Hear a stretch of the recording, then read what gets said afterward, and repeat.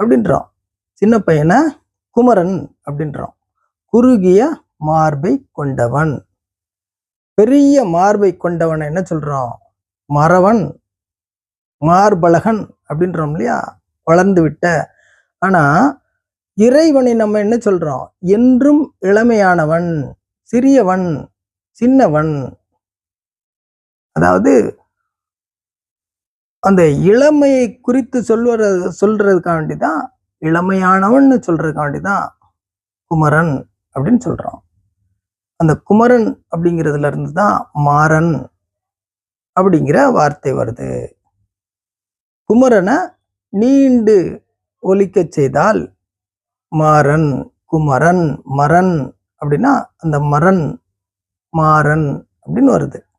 இறைவனை மேம்படுத்தி சொல்றது, பெரியதான ஒரு வார்த்தையாக சொல்றது. அதனாலதான் மாறன் அப்படிங்கிறது இறைவனை சொல்லும் வார்த்தை.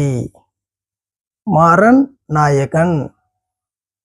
மாறன்னா அந்த சிவன், மானிடனாக பிறப்படுத்து வந்த அந்த சிவனைத்தான் நாம மாறன் அப்படின்றோம். தக்ஷண மாறன் அப்படின்றோம். வடநாட்டுல தக்ஷணமாறன் அப்படின்றாங்கல்ல, அது யாரு? தென்திசை மாறன், தென்திசை வேந்தன் அப்படின்னு அர்த்தம். தட்சணமாறன்னா என்ன அர்த்தம்? தென்திசை வேந்தன். யாரு? அந்த மொழி பறைந்த மூலவனான சிவன்.